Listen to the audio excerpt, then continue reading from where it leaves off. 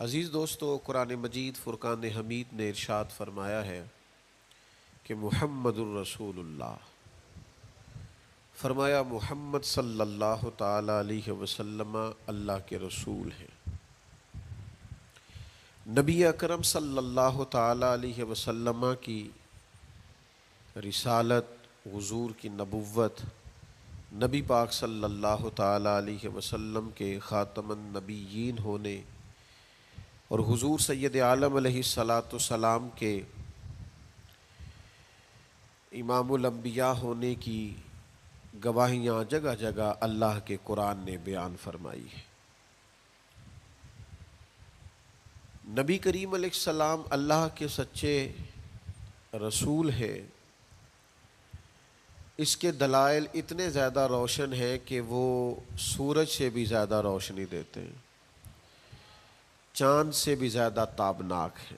میرے بھائیوں، نبی پاک صلی اللہ تعالی علیہ وسلم کا وجود مسعود جسم اقدس ایسا خوبصورت تھا، وہ خود اس بات کی دلیل تھا کہ یہ اللہ کے سچے رسول ہیں۔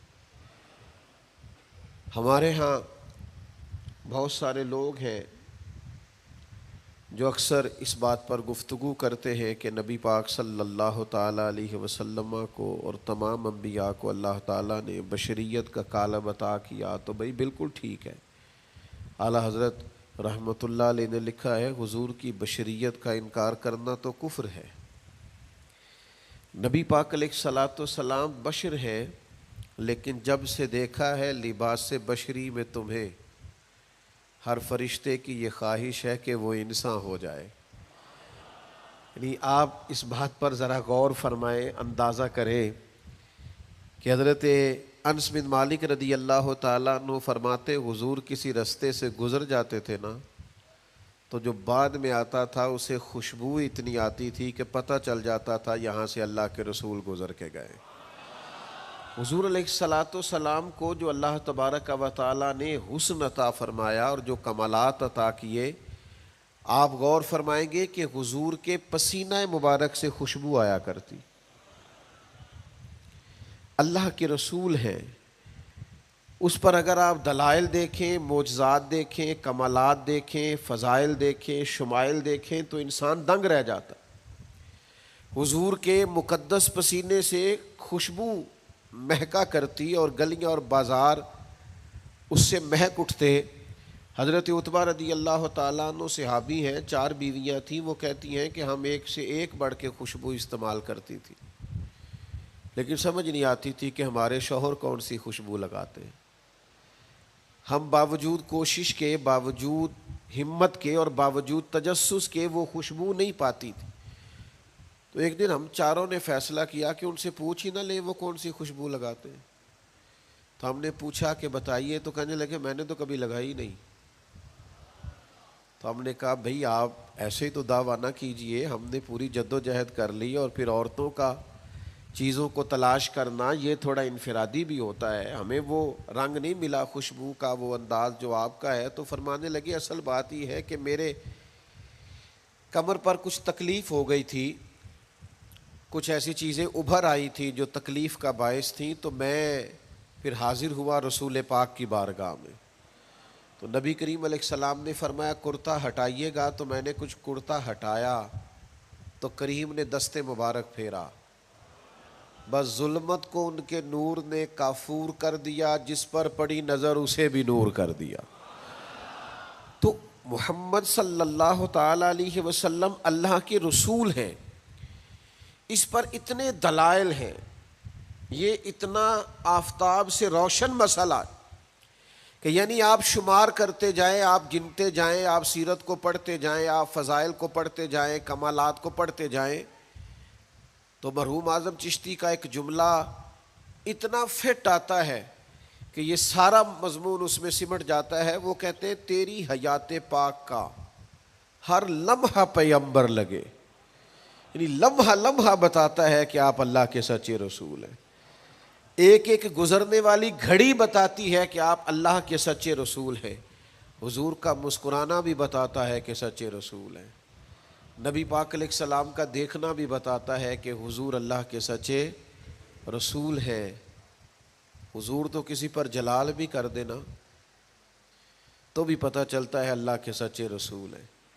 یعنی حضور علیہ الصلاۃ والسلام کھانا تناول فرمائیں یا آرام فرمائیں، آپ ذرا یہ انوکھا پن ملاحظہ فرمائیے گا، یہ انداز ذرا دیکھیے گا کہ ایک صحابی نے آ کے عرض کی یا رسول اللہ صلی اللہ تعالیٰ علیہ وسلم میری بیٹی کی شادی ہے تو خوشبو کی بڑی ضرورت ہے، تو مہربانی فرمائیں کرم نوازی کریں. عرب شریف کے اندر خوشبو بڑی مہنگی ہوتی تھی، آج بھی وہاں خوشبو بڑی مہنگی ہے اور خوشبو کا استعمال بھی بہت زیادہ ہے. تو اس صحابی نے آ کے عرض کی یا رسول اللہ صلی اللہ تعالیٰ علیہ وسلم خوشبو مل جائے میری بیٹی کی شادی ہے. تو حضور علیہ السلام نے فرمایا ایک لکڑی لے آؤ اور ایک بوتل ایک شیشی لے آؤ. وہ لے کے آئے تو محبوب نے نا لکڑی کے ساتھ اپنا پسینہ تیری حیات پاک کا ہر لمحہ پیمبر لگے، حضور نے وہ پسینہ مبارک اتار کے اس شیشی میں ڈال دیا. فرمایا جا جا کے استعمال کر، اللہ تبارک و تعالی بہترین خوشبو عطا کرے گا. حضور علیہ الصلاۃ والسلام کا سارا وجود نور. یعنی ہمارے ہاں کسی آدمی کے منہ سے تھوک نکلے یا لعاب نکلے تو لوگ اس سے گھن محسوس کرتے ہیں، جگہ جگہ لکھا ہوتا ہے تھوکنا منع ہے. لیکن نبی کریم اگر لعاب دہن لگا دینا مولا علی کی آنکھوں پر تو شیر خدا فرماتے ہیں مجھے پہلے سے بھی زیادہ بہترین نظر آنا شروع ہو جاتا ہے. اللہ کے محبوب صلی اللہ تعالیٰ علیہ وآلہ وسلم کے پورے وجود نور کو جیسے جیسے دیکھتے جائیں محسوس ہوتا ہے کہ تیری حیات پاک کا ہر لمحہ پیمبر لگے. حضرت عبداللہ ابن سلام رضی اللہ تعالیٰ عنہ فرماتے میں گفتگو کرنے آیا تھا، حضور علیہ الصلاۃ والسلام کے دین کے بارے میں کچھ معلومات کرنے آیا تھا، اور میں تورات کو پڑھنے والا تھا، اہل یہود کے علماء میں سے آپ کا شمار ہوتا تھا. اپنے کچھ لوگوں کے ساتھ آئے، فرماتے ہیں نبی کریم صلی اللہ تعالیٰ علیہ وسلم اونٹنی پر تشریف فرما تھے اور صلہ رحمی کے متعلق کچھ گفتگو کر رہے تھے. میں نے حضور کی گفتگو سنی. محبوب کا لباس مبارک مہنگا نہیں ہوتا تھا پر نہایت ہی اجلا ہوتا تھا، نہایت سادہ ہوتا تھا، نہایت باکمال ہوتا تھا. فرماتے میں نے اونٹ پر بیٹھے ہوئے محبوب کے لباس کا، بات کرنے کا، نفاست کا، ہاتھ اٹھانے کا وہ انداز دیکھا، اور جھکی جھکی نظریں اور معصوم لہجہ اور گفتگو میں سلاست اور روانی اور ٹھہرے ٹھہرے جملے اور لفظوں کا وہ ایک خوبصورت ریدھم. فرماتے ہیں وہ سارے انداز میں نے دیکھے تو میں جو بات کرنے آیا تھا مجھے بھول ہی گئی. لباں تے موہراں لگیاں بولن دی جاچ ہی بھول گئی، ایتھے زباناں تائیں کھولن دی جاچ بھول گئی. فرماتے ہیں میں کوئی بات ہی نہ کر سکا. جیسے ہی محبوب کے قریب گیا میں نے فوراً عرض کیا مجھے کلمہ پڑھا دے، میں مسلمان ہونا چاہتا ہوں.